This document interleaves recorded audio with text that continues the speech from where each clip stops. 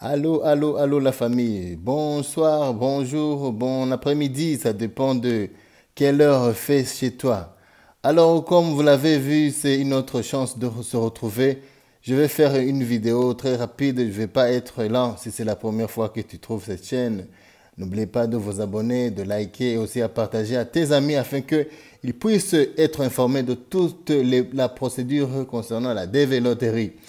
Alors les amis, comme beaucoup me le demandaient, c'est pour cela que je fais cette vidéo. Comme vous l'avez déjà vu sur notre titre de ce jour, c'est concernant les documents.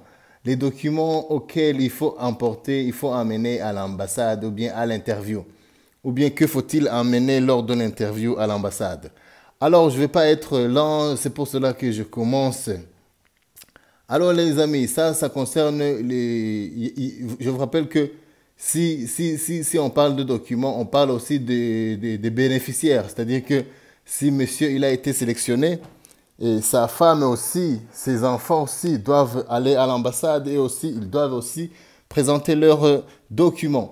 Alors concernant pour le sélectionné ou bien le candidat principal, celui qui a été sélectionné, on met d'abord le première position, c'est le passeport. Le passeport du candidat principal doit être valide ou bien avoir une validité de plus de 6 mois. C'est-à-dire que si on met un visa, votre visa aura une valeur de 6 mois. Alors, il te faudra aussi quelques jours pour te préparer avant que tu puisses aller. C'est-à-dire que c'est plus 6 mois ou bien c'est 6 mois et demi, c'est 7 mois comme ça. C'est pour cela que si tu as un rendez-vous à l'ambassade, il faut vérifier si ton passeport vraiment dépasse les 6 mois ou bien s'il est valide. Alors ça c'est un. Deuxièmement, il faut 2 photos passeport. Il faut 2 photos passeport, 2 photos passeport, 2 visas photo passeport et aussi en couleur. Ça c'est pour le candidat principal. Il te faudra aussi la photocopie de votre passeport, celle que la partie laquelle il se trouve votre photo ou bien les informations sur le passeport. Cette page, il faudra la scanner ou bien la photo, faire une copie. Troisièmement, l'extrait de naissance, c'est-à-dire original et une photocopie. 4. Acte de mariage, original et photocopie. Casier judiciaire, original et photocopie. Diplôme et attestation de travail, les originaux et les photocopies. Les résultats de l'examen médical. Ça, je rappelle que c'est l'enveloppe, c'est les qu'on te donne à l'hôpital ou bien à la clinique avec laquelle tu auras déjà fait tes examens. Ça, tu ne pourras pas l'ouvrir et ça sera ouvert par le consul ou bien l'ambassadeur. Et 8, c'est la prise en charge de votre sponsor ou bien l'affidavit of support. C'est la lettre. Il faudra imprimer votre lettre. Et aussi la déclaration d'impôt.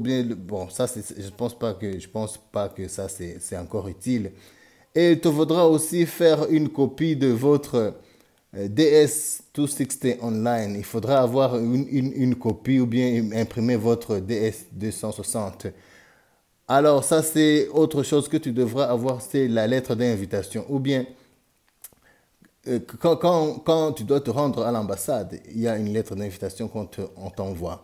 Alors il faudra amener cette lettre d'invitation afin que tu puisses passer à l'entrée des ambassades, car tu ne pourras pas entrer à l'ambassade sans que tu n'aies pas cette liste, cette invitation, afin que tu puisses montrer que vraiment tu as été invité pour une interview.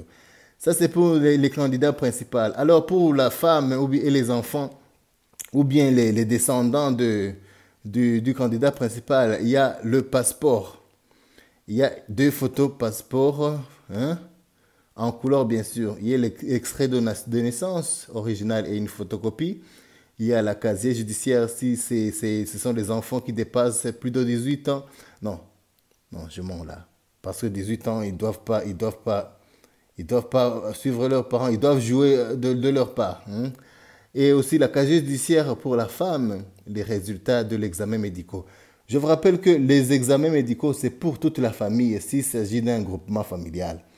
Et tous les documents dont vous devrez amener à l'ambassade, il devra être pour toutes les personnes. Si c'est le papa, la femme et un enfant, c'est-à-dire que vous devrez avoir trois dossiers ou bien trois files. Une pour le sélectionner, le resélectionner, les autres pour les bénéficiaires. C'est-à-dire si c'est la femme qui a été sélectionnée, comme ça l'homme sera le bénéficiaire et les enfants.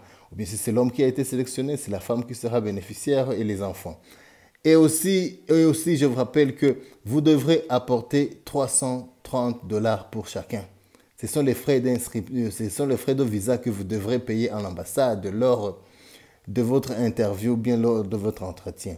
Ça se paie avant que vous ayez votre entretien avec le consul ou bien l'ambassadeur. Je pense que c'est ça, ces documents qu'on vous demande. Et aussi, je vous rappelle vraiment, si vous avez rendez-vous, essayez d'être à l'heure. Pas seulement à l'heure, mais avant l'heure. C'est-à-dire que si vous avez une interview à 8 heures, soyez à l'ambassade 6h30, bien 7 heures. Soyez aux alentours de l'ambassade. Dès qu'ils ouvrent les portes, vous entrez. Il ne faut pas être un peu en retard ou bien arriver quelques minutes après. Ça, c'est un conseil en or que j'aimerais vous divulguer à propos de ça. Alors les amis, si c'était cette vidéo concernant les documents auxquels vous devrez présenter à l'ambassade, s'il y a d'autres questions, n'hésitez pas à me les demander en commentaire. Et s'il y a d'autres suggestions de vidéos que vous voulez que je vous fasse afin que ça puisse vous aider, et aussi mettez ça en commentaire. Les amis, likez, c'est gratuit, et aussi partagez, c'est gratuit. Et aussi inscrivez-vous afin que vous puissiez voir d'autres vidéos que je mets.